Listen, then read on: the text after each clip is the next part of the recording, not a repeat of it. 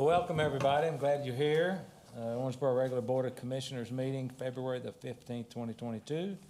At this time, I'll ask City Clerk Beth Davis to please call the roll. Commissioner Sanford, Here. Commissioner Castlein, Here. Mayor Watson, Here. Mayor Pro Tem Maglinger, Here. Commissioner Glenn. Here. Thank you. Item 3, invocation and pledge. We'll call on Commissioner Jeff Sanford, please. Thank you, Mayor.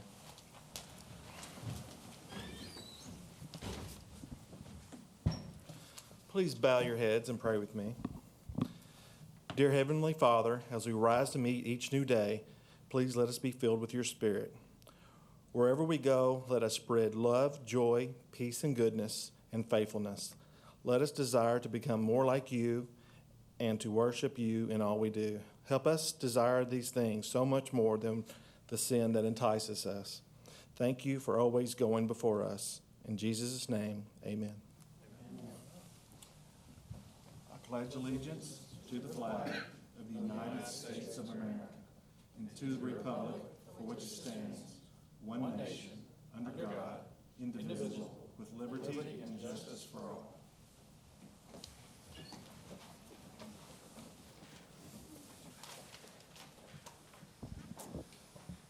Thank you, Commissioner. Okay. The first item on the agenda tonight is a presentation of Black History Month Proclamation. Before we do that, I kind of like to read a little bit about my favorite civil rights leader is Rosa Parks. And Rosa was nationally recognized as the mother of the modern-day civil rights movement in America. Her refusal to surrender her seat to a white male passenger on a Montgomery, Alabama bus, December the 1st, 1955, triggered a wave of protest. December 5th, 1955, that reverberated throughout the United States. Her quiet, courageous act changed America, its view of black people, and redirected the course of history. Ms. Parks was moved to Detroit, Michigan in 1957. In 1964, she became a deaconess of the African Methodist Episcopal Church. Congressman John Conyers of the 1st Congressional District of Michigan employed Ms. Parks from 65 to 88. As a role model for youth, she was stimulated by their enthusiasm to learn as much about life as possible. Ms. Parks received more than 43 honorary doctorate degrees and hundreds of plaques and citations and awards and keys to many cities. She was voted by Time magazine as one of the 100 most influential people of the 20th century. And on February the 4th, 1999, she earned the Congressional Gold Medal of Honor. She has a statue in Statuary Hall in Congress, and she was truly the mother of the civil rights movement. She's my favorite. She didn't have a bunch of bodyguards. She didn't have a bunch of people protecting her. She just went out and did what was right, and I admire that in her. So I'm going to come down front and read this proclamation, and Reverend, you can come up now. You can wait till the end, whatever makes you happy. You're the boss. I don't want you to stand by yourself. Okay, good. There you go. Maybe you can prop me up. Yeah, I can be covered.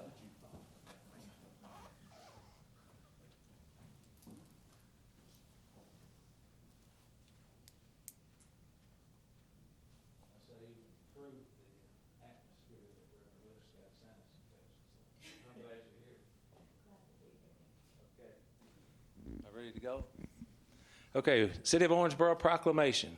Whereas for many years, February has traditionally been observed as Black History Month throughout the United States. February was chosen to coincide with the birthdays of Frederick Douglass and Abraham Lincoln.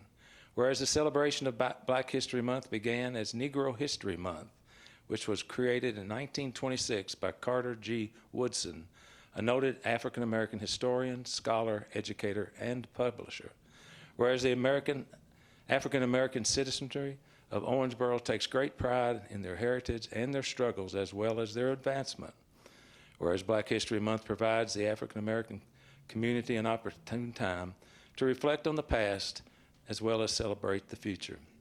Therefore, I, Thomas Hart Watson, Mayor of the City of Orangeboro, do hereby proclaim the month of February 2022 Black History Month in Owensboro, and urge all citizens to join in recognizing and honoring the memory of those African Americans who made significant contributions to the advancement of our community and the world. Signed and sealed this 15th day of February 2022.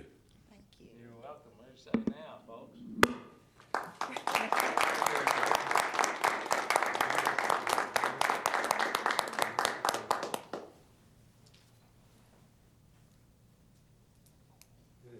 Now, you got the mic, but don't be giving me one of those long sermons. No.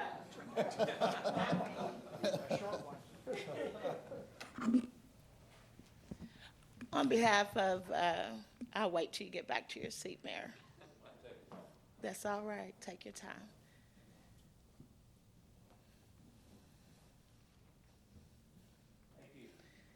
Again, thank you for the proclamation. And on behalf of Reverend Lewis in his absence, we gladly, the community gladly accepts this.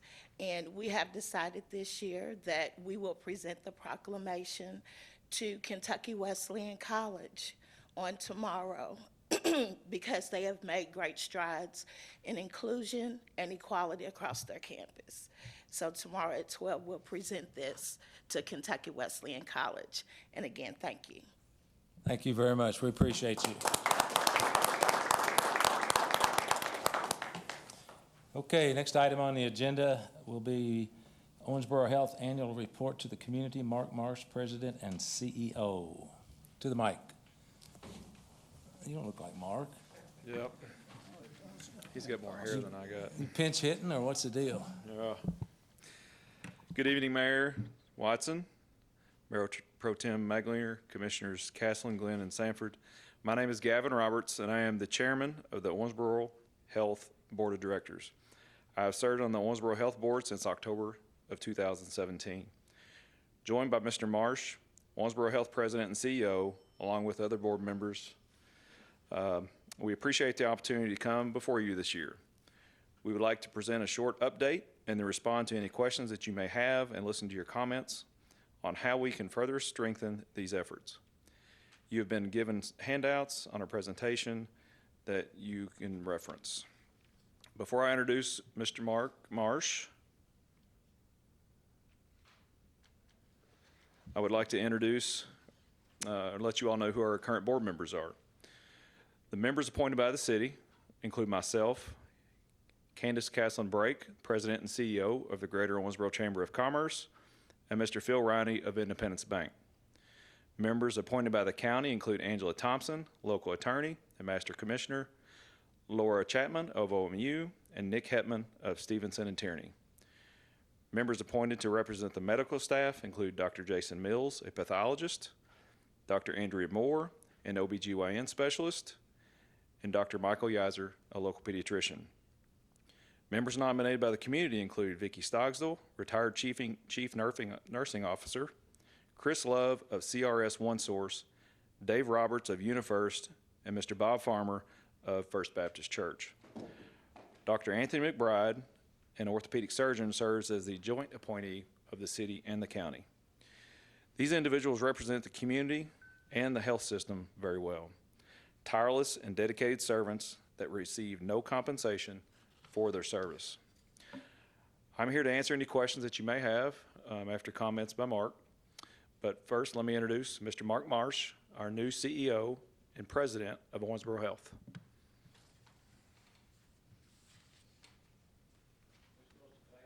No, only for Gavin.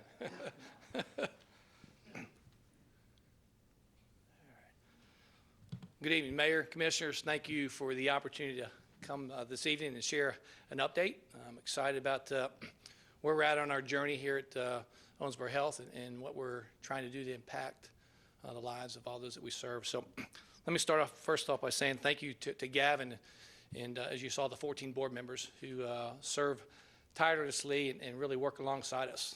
As you can see, they all wear many hats in the community. So Gavin, thank you. I can tell you, I call him many times a day, and so I don't think he knew what he was signing up for, taking on as the chairman. But Gavin, thank you for your efforts. What I'd like to do is maybe just spend a few minutes here, go through some slides, certainly allow some time for some questions and answers for you. But hopefully what I can share with you tonight is a little bit about the impact that what we are trying to achieve here, certainly as a partnership with many others throughout the entire region. But hopefully tonight, Lisa will give you a glimmer of what some things that we are achieving. So I will share at the end, I'd like to give you a 10,000-foot level as well, kind of where we're going. And so give you a little bit of a taste of the vision and direction, and certainly how we intend to advance the healthcare here in the region.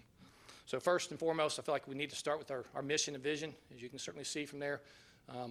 Pretty simple. We even talked about this at a recent board retreat, is to go back and explore that. But as you can think, it's pretty down to earth. It's here to exist, to heal the sick, and to improve the health and the lives of those communities that we serve. So again, went back and validated that, and that truly is what we are here for, and that's our mission.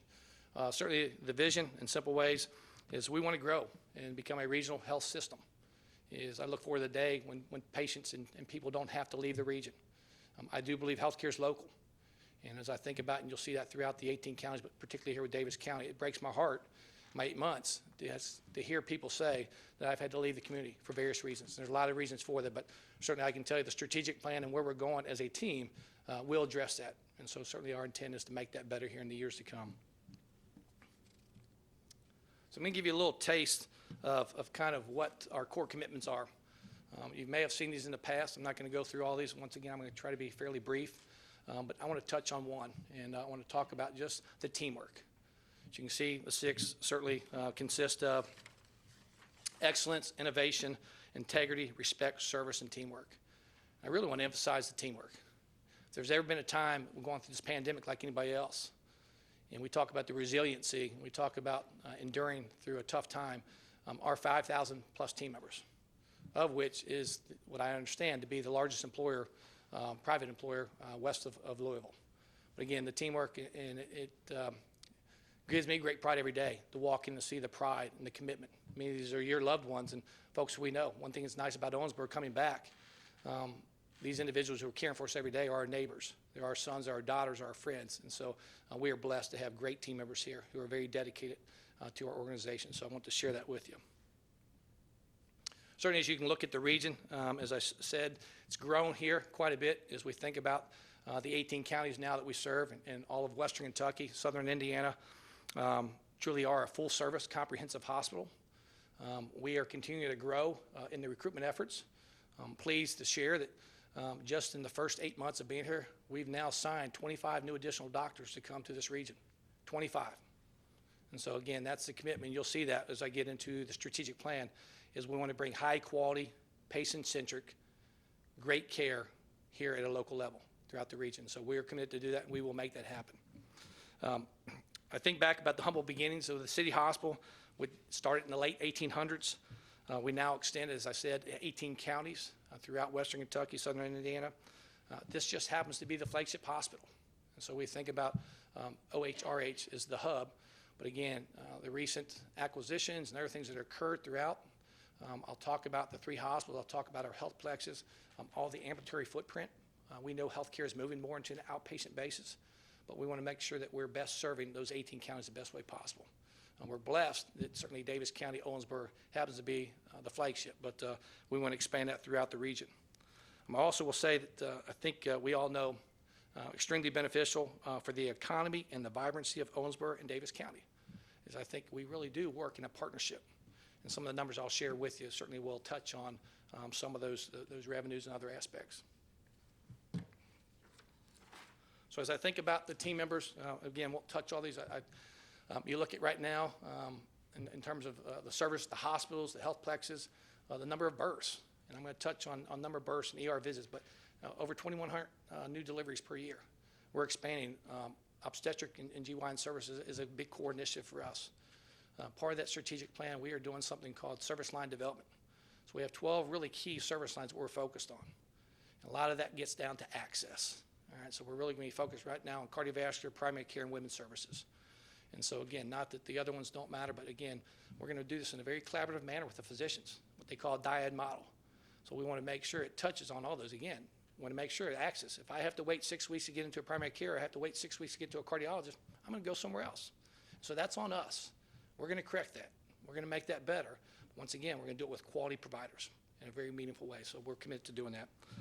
As I think about just some of the things that go along with this, is you think about each physician office, all right? And so each physician office and that physician generates $3.1 million in economic activity for our community. Not to mention, creates 17 more jobs. So on average, a new practice brings about 5 jobs, but the things that they bring into the economy, if all those resources are spent here locally, on average, through the American Medical Association and through their statistics, on average creates 17 new jobs to the community. So you can do the math, and as every time we bring in 25 new doctors, I'm not going to say it's a 1-to-1 ratio, but you can think about the number of jobs we're creating here. And we want that. And so if patients can stay here, first off, to get great care, but I don't want them going somewhere else, because if they're going somewhere else, they're also spending resources somewhere else. So we want those dollars being spent here in our local neighborhood. Again, I'm going to touch on a few of these. You can see, I'm going to emphasize the one. We know these last 2 years have been tough. I'm going to stay on the positive. Team members are exhausted. They're burnt out. If anybody got a chance to see 60 Minutes here recently, 2 weeks ago, you saw the story. You saw what happened just up the street from us, 2 hours up the street in Louisville. You saw the episode. It had University of Louisville, Norton's, and Baptist. You saw their chief medical officers. You saw nurses who are tired, they're spent, they're burnt out. Hospitals throughout the country are using what they call travelers. And I don't blame the travelers. These travelers are making anywhere from $150 to some places in Florida can spend $300 an hour to get an ICU critical care nurse. Don't fault them. But again, we're estimating that right now, 25% of the nurses in the state of Kentucky are planning on leaving the healthcare profession in the next 6 months. They're expecting 1 million nurses to leave the profession in the next 2 years. So there's a lot of things we're doing. Tonight, I'm going to be brief. There's things we're working on. I'll leave it at that. Can't wait to come back and share with you. But we're going to find a way to grow our own. We got to create an environment where people want to be and they see the rewards of healthcare, nursing, and all the things that work along with that. But we're going to do that. But I want to ask you, again, for a little bit of acceptance. 76,000 ER visits. I kind of went back. I know we're in the top 4. I don't know exactly, but I think we're in the top 4 in terms of number of ER visits. Sometimes I know when you have to wait, it's frustrating. We have loved ones, your emergency room, I get it. And you come over and only to find out, I have to go and then somebody tells me I'm going to be there 6 hours, 8 hours. I promise you our team is doing everything we can. It's our front door. We're going to make it better. But I appreciate your patience, because again, it's very busy. And this is really felt throughout the country. This is not unique to Owensboro. It's not unique to Kentucky. I can tell you in some parts, and not that misery loves company, but in some parts of the country, they're going to go and actually tell you, hey, I'll call you. I'll let you know your emergency room. Go home, and I'll call you when I get you in. Or it's going to be a day wait. And so a lot of people are being seen out of the ER and being discharged. So again, that ER is very, very, very busy. But there's a lot of efforts, and let me tell you, is being worked on throughout that. So these are just some of the other statistics. You can see that the number of COVID tests we've done, 27,000 tests given. The number of vaccines so far is 110,000. All right, since the duration since we first started. So I'd love to ask you a question. So what do you think happened with COVID tests just in the month of January? Think they went up, went down? So we gave 7,500 COVID tests just in the month of January. So you think we've done 27 through its duration? How many people knew somebody got COVID in the month of January? Probably every one of us, right? We had at one point in time, some of the issues we had, we had 170 team members out at one time during Omicron. Omicron, we knew was the variance of it and the variability of it was less than certainly Delta and elsewhere. But again, it was very contagious, very widespread. So obviously we had to make adjustments with that. But again, just to share with you, those are some of the numbers that took place. But very busy. These numbers certainly represent a very busy system. And so I want to share those with you. As I think about, healthcare now accounts for 11% of all jobs in our U.S. economy. So 11% of jobs actually touch. And I'd say in many ways it's probably beyond that, because if you think about IT, food services, everything else, it's actually greater than that. That's direct care, caregiving associated with healthcare. As I shared with you, we roughly have about 5,400, almost 5,500 team members now throughout the entire region, if you look at the entire footprint. Obviously, everybody knows we brought on a new hospital back in January. So Twin Lakes down in Grayson County came on. It's been a very great success early on. It's new. Anybody knows anything about electronic health record? We brought them on. We converted them to a new health record. That's nice. So you have seamless continuity. And so, but again, that first year has gone extremely well. So this kind of shares a little bit. Again, I believe that 5,400 or 5,500 team members makes us the largest employer west of Louisville. So as I think about just last year in terms of payroll and salaries, we've paid out, as you can see, more than $404 million in salaries and benefits. $404 million in salary and benefits, increase of $34 million over the prior year. Again, up $34 million. So again, these are great paying jobs. Our average paying jobs, again, I'll just share you with the nursing. I've done 8 pay increases since my first 8 months here. We've had to do it for various reasons. It's the right thing to do, resulting in $15 million worth of increases to our team members just in 8 months. And so along with that, you look at just salaries alone, we've paid out $325 million in salaries alone. And so I believe it's very important. They're catalysts. It's a partnership. But the things that we're dealing with is we love those high-paying jobs. We love that. And we want those people to stay here. So some of the things that we're working on is we want to make sure that we can educate.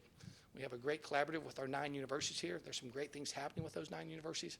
But I want those people to be able to have those jobs, those education, and they can stay here and reside in those 18 counties. So really excited about what's going on. Yes, we are hiring right now. And I think right now, just be full transparency, we have 125 nursing job openings. If you watch CBS and you watch the 60 Minutes episode, they asked all 3 of the facilities, and I know the numbers without telling the spot, but they stopped all 3 of them that they could hire 200 nurses. If they walked in tomorrow, they hire them tomorrow. I know the numbers because I'm on a collaborative with all the big 9 health systems. That number is much higher. And so it just goes to show you how many nurses are needed throughout the entire country, which is certainly contributing to why we have our travelers. This just kind of shows you again the importance, and I've alluded to kind of the contract labor, the things that we're doing. I do want to say I think it's actually 52% we looked at, but 52% of our employees within Owensboro Health actually reside in Owensboro, Davis County. Again, 52%. So obviously, this is the ship. But again, large percent of those reside here. We're blessed. You'll hear me saying over and over, the greatest attribute we have really is our team members. Is there's a great sense of pride, and we're very fortunate, very blessed to have a very dedicated workforce. So I think about some of the taxes and the things that we've done. So we paid out this past year, team members paid over $4.5 million in Owensboro and Davis County occupational income taxes. So $4.5 million there.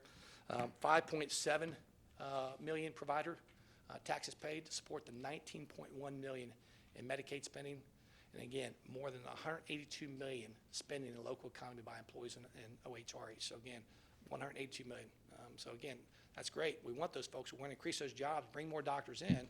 Certainly that contributes to certainly the economy and what we're doing here locally.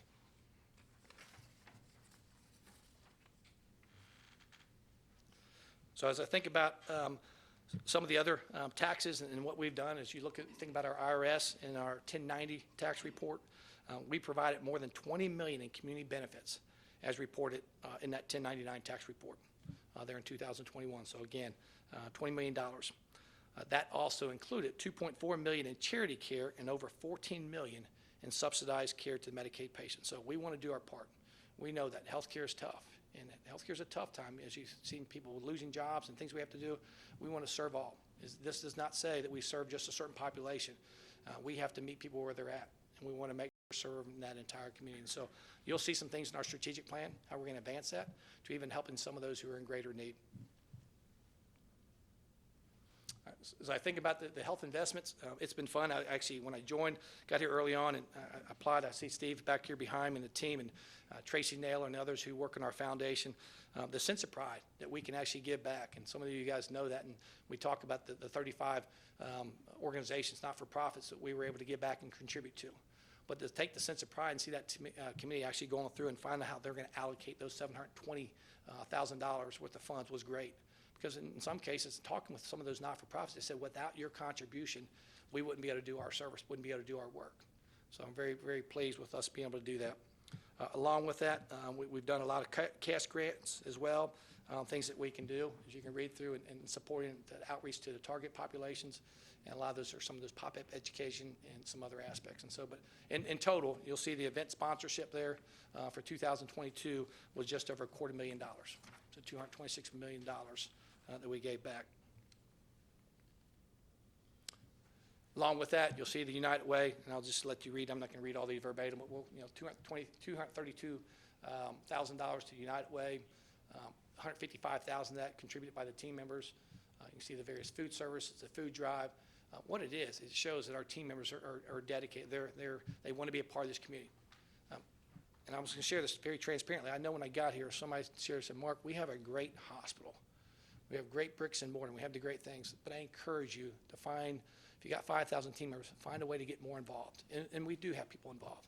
But I can tell you, you're going to see a greater presence with our folks and what we can do to really partner arm in arm throughout the region. And so again, I'm pleased, I'm proud. It's a great group of team, but I can tell you what, these last 2 years have been hard on all of us. You can imagine the pandemic, what some of these team members have faced. And I'm going to tell you, we got nurses, and I'm going to use nurses, but this can go for anybody there. What some of these 22 and 23-year-old, I'll say kids, young, starting profession, I guarantee you, when they went into nursing school, they didn't sign up thinking what they were going to endure their first 2 years. When you walk in the hallway, and I'm going to keep this on a positive level, but when you have to pronounce 4 and 5, 6 deaths a day, and I got 23-year-old nurses who I'm still new to the organization, and I'm walking around doing visibility, just checking to see how we're doing, the well-being of our team members. And they're saying, Mark, I'm 23, and I'm on 3 antidepressants. This is not what I signed up for. So your heart goes out for these individuals. And so again, I just want to share that with you, is we can't do it without our great team members. I appreciate your support. Many people do stop them, just like our law enforcement elsewhere, but these guys have a very tough task. But we're very blessed for the individuals we have. So along with that, you're going to see the $300,000 we did in grants and other things through the foundation. Some of you guys know, those who serve on the foundation, these are just a list of various things, a lot of scholarships. We love doing things through the foundation, so very blessed to have that, and so appreciate their help. So I'm going to close here a little bit until we turn it over. So kind of mentioned this strategic plan. I don't know how to operate without having a structure. When you got 5,000 team members, you have 180 employed doctors, there's got to be some form of simulation and kind of where we're going, where we driving. And I know Mayor knows and others know me from my sports. I'm just used to having a playbook. And you got to have everybody's kind of rowing in the same direction, right? Not everybody can be the quarterback, not everybody wants to be the quarterback, but we've got to make sure everybody has a role. But I think this structure is going to give us an opportunity here to work more united throughout the team, right? And focus on these core things. And so as I think about our strategy we're going to do, we're going through this. We went through a fall retreat. I committed to the board. Middle of April, we're going to go on an all-site board retreat.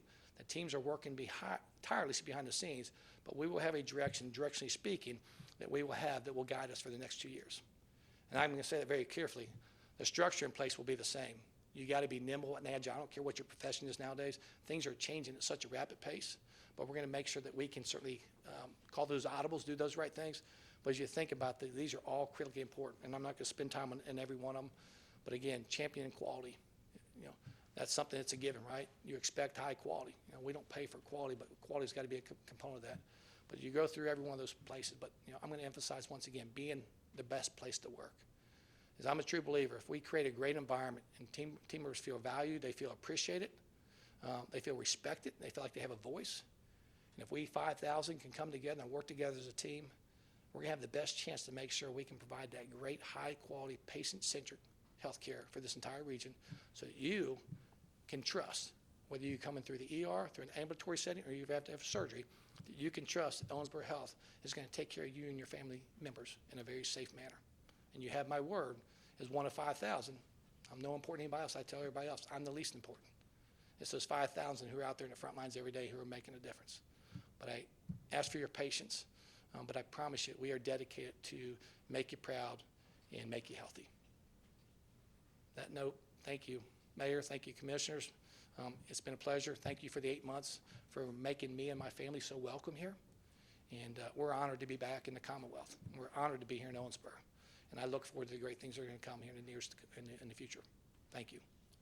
Thank you very much, Mark. We appreciate your heartfelt presentation today. And we talk with each other enough. I can attest to I have 2 young granddaughters that one's been working in the middle of that for about 20 months and the other one about 10 months now. And when they call me at night crying, saying, I'm just spent, and knowing the healthcare system the way I do and having gone through maybe 5 different CEOs, we couldn't have landed a better human being than you to lead us into this next area of concern and all the things that are going on. And I personally want to thank you for all you're doing for our community, and I'm looking forward to what you're going to do next. So thank you very much. Thank you. Any questions? I'm happy to field, and I don't want to be respectful of your time, but any questions you have, I'm happy to field any questions. All right. First of all, I just want to thank you and your staff for the tremendous job you've done during the COVID pandemic with the vaccines, treatments, as well as all the testing. You've done a great job, and I've heard nothing but great things about your leadership since you took over, so we're glad to have you. I'd echo the mayor that. I do have a few quick questions. The first is, the economic marketplace is a competitive one. We've got Deaconess, and I can't even remember the other one, and I'm not going to give them the free airtime over in Evansville. Is there the potential, because you have grown a lot, for us to expand into Vandenberg and Warwick counties? Is that something you're comfortable maybe looking at? Because they're all over the place. They're like, you know, the 10,000, and I know they're over here with their billboards, and you're over there. I mean, so I'm just wondering, in the long-term picture, are we looking maybe crossing the river? I know you've tried to cross there, not you, but in the past, the hospital side. So tell me what you think. Great question. So I always keep it pretty simple, is, we're going to do the right things for the right reason. If it makes sense, and if there's a need and we can better serve those regions, so I'm using the 18 counties, absolutely, we're exploring all that. So we're going through a lot of the data, the analytics, which parallels with the strategic plan. When I mentioned Southern Indiana, if it makes sense again, and if it allows people to stay close to home so they don't have to travel, I truly do believe healthcare is local. You've seen that, what we're doing in Muhlenberg. You've seen what we've done in Twin Lakes. Obviously, we have these health plexes, what we call in kind of our western quarter. But we're certainly going to expand. Let me say this. We will expand throughout the parameters. If it makes sense, we're going to be prudent, right? So we're not going to just go build buildings for the reason or putting things up on billboards. But I can tell you, yes, there's a plan. Conversations are occurring, and I'll leave it at that, to help some other facilities in a very collaborative manner. But I think kind of our approach, and I'll say this clearly, and a little bit how we approach things may be a little different from our competitors. And I think that certainly will prove out here in the end. The other question I've got is, the CDC has issued the guidelines where if you're a nurse or a healthcare provider, you can come back early if you have a positive test, as long as you're not symptomatic. Now, as the father of a nurse and father-in-law of a nurse practitioner, they weren't happy with that. They were angry. So and that's not your fault, but how has the hospital addressed that kind of weird advice from the CDC? Yeah, and I wish I had, because I'm going to be very careful how I answer that, with me being not the non-clinical, but obviously Dr. Fran Dufresne, you guys see, Dr. Dufresne, along with our clinical advisors, really guide us through that. I don't hide behind the CDC, but we try to abide by that. We were very cautious because we don't want people, for team members, first off, CDC, even if they say you can do this, right? So the protocol was changing. After 5 days, if you're asymptomatic, you can wear a mask. I'm still going to continue to say you're safer in the hospital than you are at the Kroger's, all right? So I'll just leave that. But yes, we were very careful with our team members. So the protocols were very much in place. If you're asymptomatic, you can come in. We're not going to force you to. That's your option. If not, we encourage you to stay home. So we actually took a little softer approach than some others. And so even though we had travelers and elsewhere, we delayed some elective surgeries because of that, because we did not want to force. And when I say the team members are our greatest asset, let's treat them as such. So we've tried to value that. We've tried to create that balance. I think we've navigated through this COVID in these last 2 years, and I really want to credit Dr. Dufresne and others, because, guys, we took a different approach where this mandate and others were really strong-armed. I appreciate the team members saying, Mark, thank you for using the carrot, not the stick. And so we've tried to be very mindful of that, to make sure that we work alongside with our team members. I don't want to do things you can see the losses. I don't want to encourage that and exacerbate that problem. So, but yeah, we were very careful. My hopes are our numbers are declining rapidly. I hope in 7 weeks that I won't have to put on every agenda we talk about COVID. We're all ready for that. We're learning how to manage through that. It's a part of what we do now, but our numbers are certainly dropping at a pretty significant rate. Thank you for your hard work and your board's work, Gavin, and Ms. Johnson, everybody that serves. Thank you, and thank you, Mayor. Thank you. I know you said you were about 125 nurses short. What's the hospital doing to try to encourage and recruit new nurses? Get in line with everybody else, Commissioner. No, again, For time's sake, I think we've got something pretty creative, and I don't want to get too far ahead, but we've got some pretty innovative things, Commissioner, that we're doing. Obviously, we're doing everything in recruiting.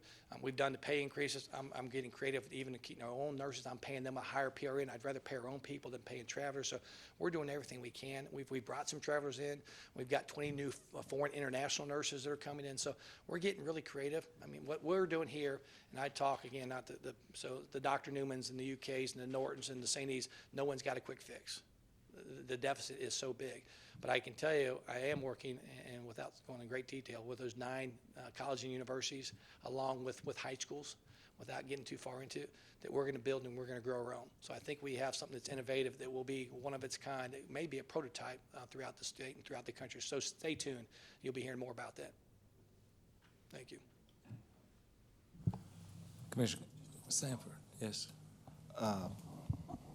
I appreciate everything you've done, Mark, and I just wanted to give you a quick compliment. An independent doctor actually came up to me and said you met with him, and he was very impressed. He said this is the first time a CEO has really came in here and just listened to what I had to say, and I didn't used to hear that in the past, so I appreciate you doing that. And it sounds like you have a really good plan, and I think you're going to be very successful. So I'm very happy that you're in our community. Thank you so much for those comments. Appreciate it. Thank you. Thank you. Commissioner Maglinger.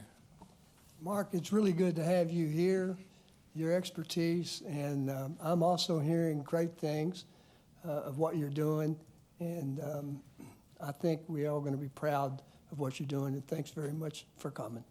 Thank you so much. Just appreciate, again, closing, thank you. Can't do without you. It's a great partnership throughout the community, but thank you. And do know that we believe it's a positive thing, what you're doing. So thank you very much. Thank you. It's not negative. Thank you. Thanks for allowing me to be here tonight. Thank you. Thank you.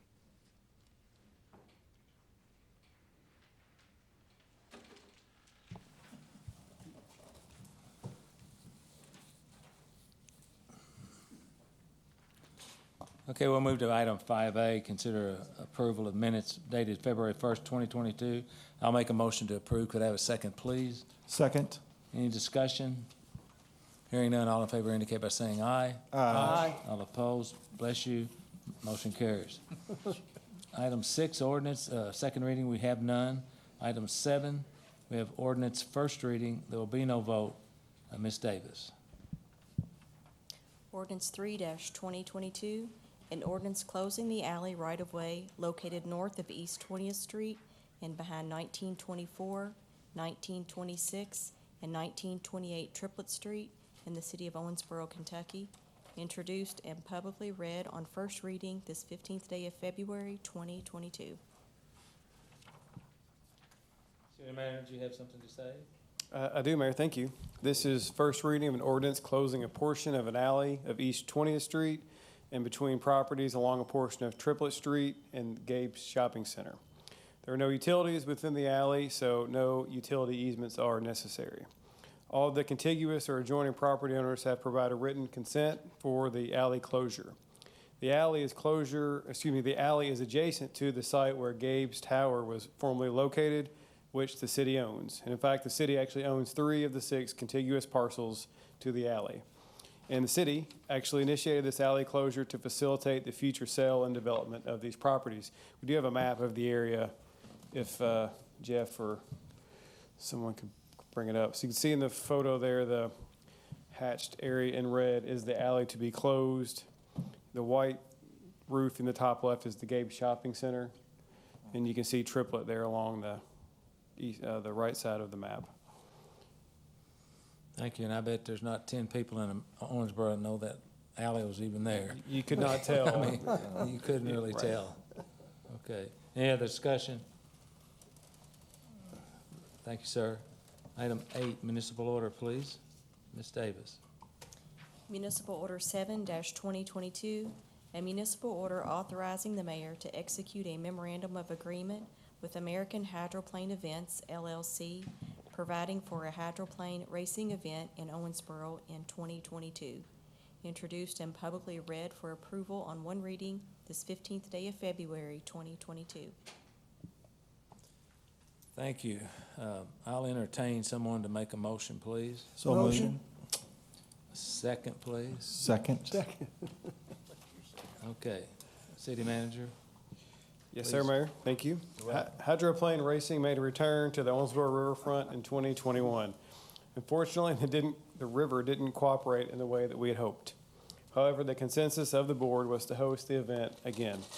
This municipal order approves an agreement with American Hydroplane Events for services for Hydro Fair 2022, which is scheduled to take place August 19th through the 21st. The company has considerable experience in hydroplane events, so they will handle the technical aspects such as race operations, timing, scoring, personnel, and equipment, course markings, communication with the sanctioning bodies, marketing, and sponsor solicitation. The City Public Events Department will work in partnership with the contractor and handle other logistics related to the event, such as crowd control, communications, equipment, and coordination of emergency response personnel.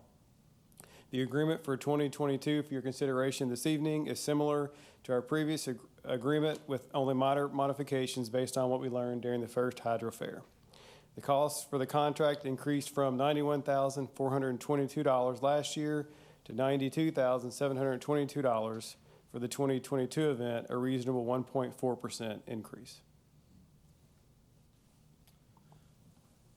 Thank you. Any discussion? I had one question, one bad. You never have just one Just question. one? You watch, Mayor, it's gonna be one. Okay, we're watching. All right. City manager, my question is, I know it was an act of God when we had all of the logs in the river and all the obstruction. Is there anything we can do in the planning process to address that beforehand, like predicting it's gonna happen and shift the dates, things like that?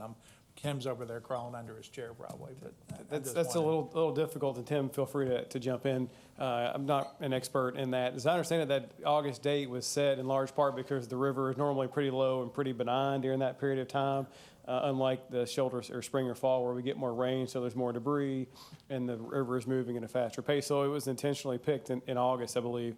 Just bad luck, just bad timing, I believe. So Tim, or is that an accurate assessment? Yes, sir, it is accurate, and it would be challenging to change the date specifically because of the schedules at the convention center. You know, there's with the reserve seating and some of the, corporate parties that take place to watch the event. We wouldn't be able to just shift those to other dates because they've got other events taking place the other weekends. But yes, traditionally, August is very low pool in the river. But that being said, we've had an air show previously that, we couldn't have the marker boats in the normal locations. That's just part of the game, knowing to do things outside, but there are debris boats and things that are out there to help alleviate that as much as possible. But last year it was significantly larger than what typically happens in August.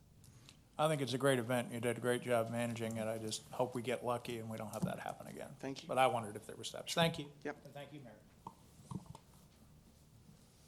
Well, so you said there was a $91,000 contract price? That is correct, Mayor. Okay. $92,722, I believe. So do you Yes. remember how much we had to subsidize the event after it was all over with? So you're talking about the total cost? I know Correct. Tim has those numbers, right? believe There are other costs There are than other just the costs. contractor, right? Yeah, it's like 186, wasn't it? Yeah, that was total expenses. Net cost last year was a little over $154,000.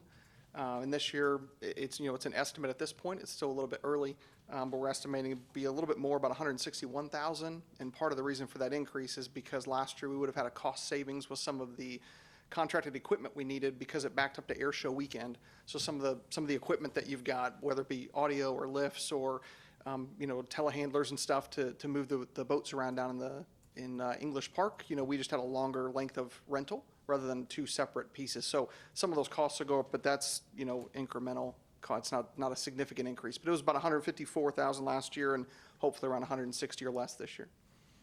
Okay. Thank you. Bob, you got anything else? I think that'll do it, Mayor. Thank you. Okay. What's that? I said just one. Just one? All right. We'll have a vote. All in favor indicate by saying aye. Aye. All opposed? Motion carries. Thank you. Oops, excuse me. All right, item 9, I believe we're on the city manager items. This time, go ahead. I'm sorry, I didn't mean to. That's fine. Angela Waninger will present the financial report for the current fiscal year through the end of January. I recognize Ms. Wanaker. Thank you, Mayor. So we'll have a series of slides to look at and review for the 7 months ended January. The PowerPoint presentation will be on the general fund. As I said, for the 7 months, you may refer to page 3 of your financial packet for more detail. So for our first slide, the month of January 2022, actual revenues of $5,397,481 were higher than budgeted revenues of $5,028,979, primarily due to higher revenues in nearly all categories, offset by lower property tax. Our next slide is the year-to-date revenues for the general fund for the 7 months into January. Total actual revenues of $44,400,968 were higher than budgeted revenues of $41,970,255 for a positive variance of $2,430,713. This variance is primarily due to higher occupational license fees, property taxes, and insurance license fees. Our next slide is the general fund expenditures for the month of January. Expenditures of $5,115,624 were lower than budgeted expenditures of $5,305,310 for a variance of $189,686. This is primarily due to timing in maintenance, savings in personnel services, offset by timing in transfers. Our next slide is the general fund expenditures for the 7 months into January. We have actual expenditures of $39,869,887, which were less than budgeted expenditures of $42,195,360 for a variance of $2,325,473. This is due to timing in basically all categories, along with savings in personnel services. And I'll just add that the year-to-date savings in personnel services is $404,000. This is our last slide, and it shows the revenues and the expenditures by month. As you can see, the revenues and expenditures are cyclical, depending on the time and season of the year. This is the nature of finances at the city, and we budget this accordingly. This graph depicts the monthly actuals for revenues and expenditures, with the green line representing revenues and the red line representing expenditures. Our year-to-date excess revenues over expenditures is $4,531,082. If anyone has any questions, I'd be happy to answer. Any questions? Ms. Wanaker, you've been here a long time. I mean, you started when you was 12, so that's what I remember that. But and this is my 11th year. These are pretty good financials, aren't they? Yes, Mayor. It's all very good news. The occupational year-to-date, we are $994,000 over budget. And I just think, we've talked about this before, that is representative of our local businesses, and the hospital, with all their employees. We just have a lot of diversity and good employment in our community. Thank you very much. You're welcome. Any more discussion? I'll make a motion to file for audit. Could I have a second, please? Second. Any more discussion? Hearing none, all in favor indicate by saying aye. Aye. All opposed? Motion carries. Item 9B, consider personnel appointments, sir. We have 3 personnel appointments for your consideration this evening. Kimberly Bryce, probationary full-time, non-civil service appointment to bus driver with the Transit Department, effective February 21st. John Nance Jr., probationary full-time, non-civil service promotional appointment to crew leader with the Grounds Department, effective February 27th. And James Green, regular full-time, non-civil service appointment to lieutenant with the Police Department, effective February 28th. Thank you. I'll make a motion to approve these appointments. Could I have a second, please? Second. Any discussion? Hearing none, all in favor indicate by saying aye. Aye. All opposed? Motion carries. Item 9C, city manager comments. No additional comments tonight, Mayor. Thank you. Communication from elected officials. Commissioner Sanford.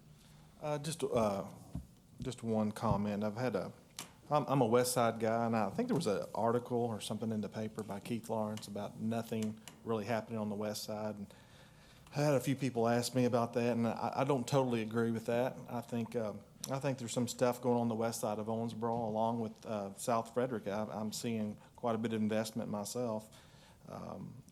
Ace Hardware, we've got a Sonic coming. There's some stuff happening on the west side, so I just wanted to make mention of that. As a west side guy, I guess it kind of touches the nerve with some of the west side people. So anyway, I just wanted to make mention of that real quick. That's all, Mayor. And I agree, Jeff. People are running for city commission. They're saying we're not doing anything over there on Northwest and all that. It just makes me sick. 'Cause I know. there's a lot going on down there. Abby's doing a fantastic job. I'm signing contracts fast as she can print them. So anybody that's saying you're going to all of a sudden correct what's going on over there is just ridiculous. Thank you. Commissioner Castleton? Thank you, Mayor. You will. Last week I had the opportunity to go to a meeting to help address the gun violence. Something that was brought up repeatedly was there's not enough for the teens to do. I'm not sure that justifies going out shooting guns, but anyway, there was a couple of people there that had a boxing club that it's out at Maceo, but I took my nephew there, and it was a very good time. He had the opportunity to exert a lot of energy and learn quite a bit about boxing, and just kind of wanted to let the community know that that's an option out there for your teens. And What's the name of it? Come on. I can't remember. Owensboro Boxing Club. Thank you, sir. DeMarcus. Another precinct heard from. Thank you. Yes, and DeMarcus has been there also. And also I had the opportunity to go to the Green River Distillery Unveiling, and that was pretty exciting for me. The Green River Distillery actually started in the small town of Burke City, within a mile of where I grew up. Back in the 1880s is when it was actually established, before it moved to Owensboro. You were just a little kid then, weren't you? Yeah, no doubt. But anyway, getting to see that part of history brought back to Owensboro was kind of personally exciting to me, being as it started, down in my neighborhood. Thank you, Mayor. You're welcome, Commissioner Pro Tem Maglinger. I don't have anything tonight. Thank you. All right, Commissioner Glenn. Just two items. The first is I was heartened to read about the basketball league that they're starting at the Neblett Center, Guns Down. I think that's a wonderful ministry that should help, again, kind of address what Commissioner Castleton said, giving young people something to do besides get in trouble or use guns. The other comment I'd make about that side of our community is we had Amanda here a couple weeks ago, and she did a wonderful presentation on Craven's Pool. I really hope we can move forward with the remodeling and upgrades to Craven's Pool. I think that would be a tremendous move in the same direction to give young people that opportunity to use that facility. I know it doesn't get used to the degree Combest does, but I think with the upgrades, you'll see an increase in use. And I think it's important to understand that a lot of young people in our community of minority background don't know how to swim. And so having the pool facilities we have gives them an avenue to learn how to swim so that they don't wind up becoming a statistic. So those are the two comments I'd have tonight. I totally agree with Commissioner Castle, and we definitely need more activities in this community for young people. You're welcome. I too attended the Green River Distillery 2 nights in a row, and they put on a tremendous show, and we're extremely happy to have them moving in that direction. Jacob Call and his team really put forth a tremendous effort to try and make it very special. And the neat thing about it, on Wednesday night, they thought so much of their employees. That event was for their employees, which I think is kind of unheard of anymore. You're bragging on your leadership, but at the same time, they did a great job. And we're very happy, and I want to thank the city for, what is that word you use? Serendipitous green bridge, the other night during the fireworks. Okay, last week there was someone made some kind of comment about Owensboro and what had happened to a couple of our refugees. So I've got a report here I'd like to read if y'all don't mind. It says, we had a couple of Afghans move to Orangeboro to join family. Our total number of Afghans in Orangeboro is 173, 80 children, 93 adults. All clients have permanent housing. Last family in the hotel is scheduled to move to their home this weekend. Everyone else is already settled. It's a major accomplishment with the multiple members of the community coming together to accomplish this task. Susan Montalvo Gessler and Diane Ford have done an amazing job of raising funds to cover the hotel bill.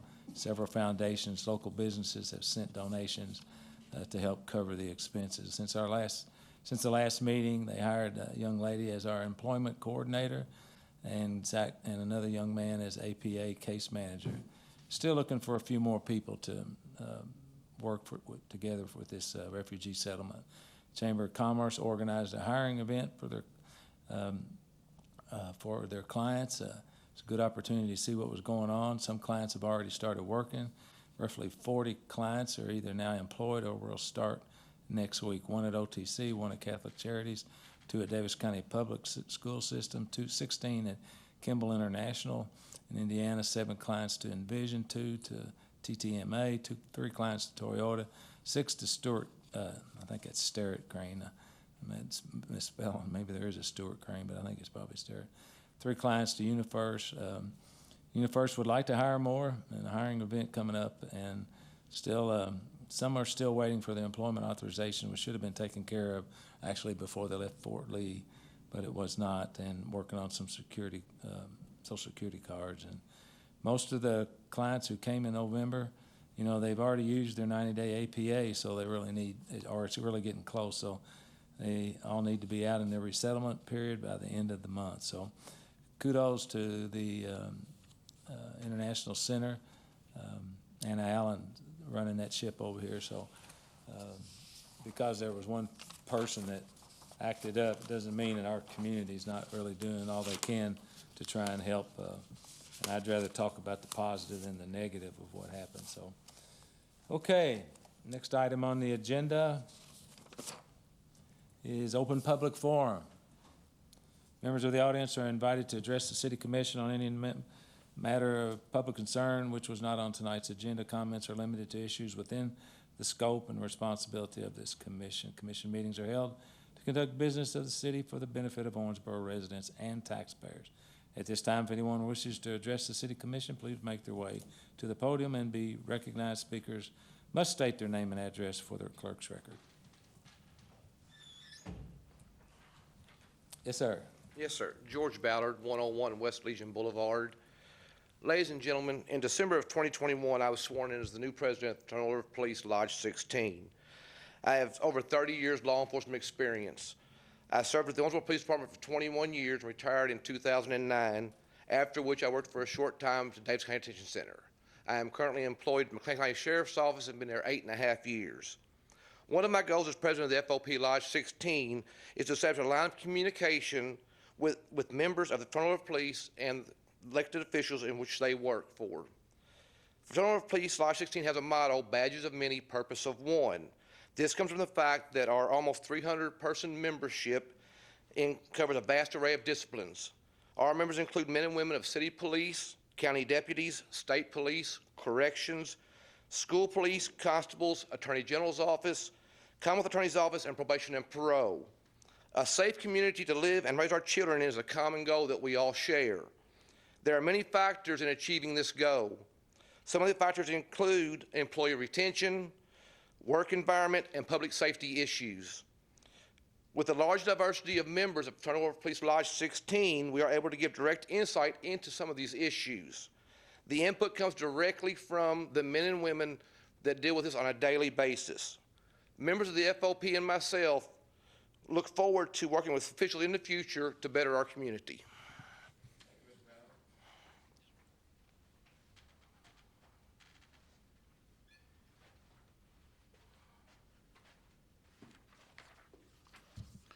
DeMarcus Curry, 3140 Adams Court.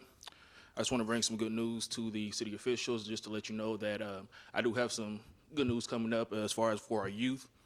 I do have the 2022 Teen Job Fair that's going to be at the Public Library on Thursday, March 10th from 4 p.m. to 6 p.m. And it's going to be centered around Holiday World. They're going to come and do in-person interviews for the teenagers to apply for their openings. And I also heard from a few other businesses from McDonald's, Dairy Queen, Papa John's, and Raising Cane's that will also be there as well to give our teenagers some job opportunities to, get settled and, get some things going, make some money. But before that, I'm going to be having another event on March 3rd, Thursday, March 3rd, and it's going to be a financial workshop to teach them how to save their money, checking account, savings account, debit card, credit cards.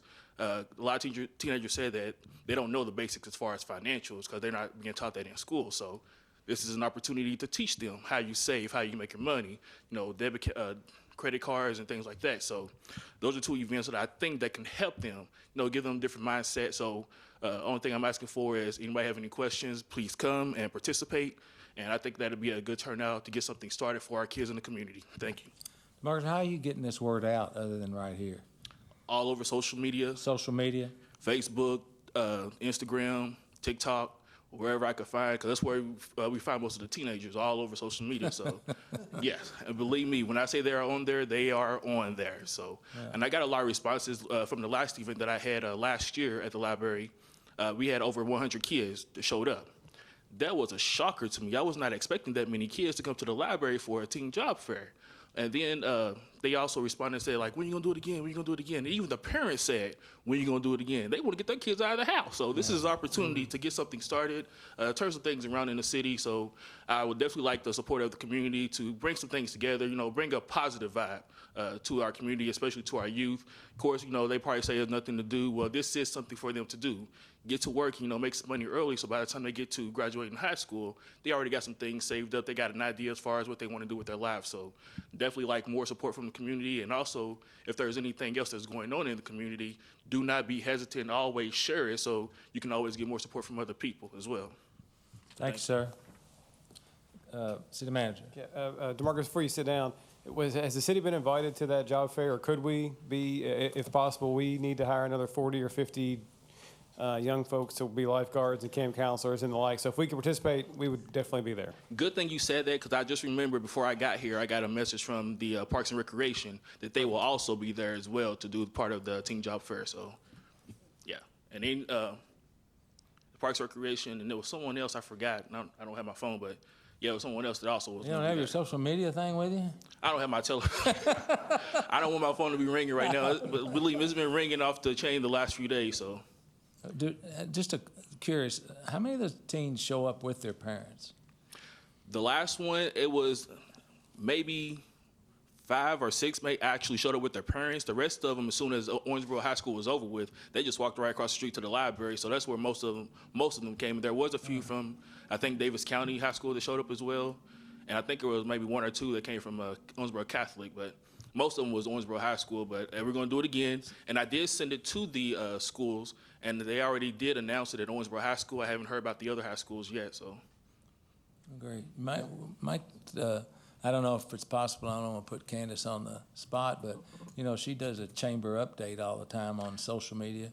Maybe that might be some place that you can talk her into. Yes, I was the teen coordinator at the library. She was in contact with the Chamber of Commerce in regards to them. So.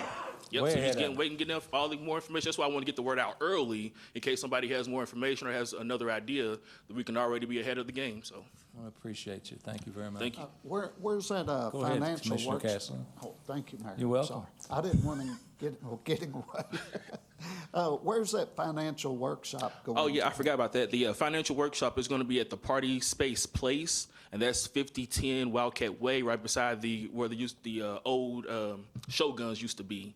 But for that event, it's going to be limited to the number of participants. I can only allow 20. So the first 20 that signs up for it, it'll be for them. If you want more information, you can visit my Facebook page. It's Owensboro Youth Empowerment Summit. Or you can type Oh Yes 2007. That's how you can find it as well on Facebook. Thank you. Thank you. Okay. I think we're done. All right, I'll make a motion to adjourn. Could I have a second, please? Second. Just 1 second, that's a miracle. All in favor indicate by saying aye. Aye. All opposed? Too bad. We're done.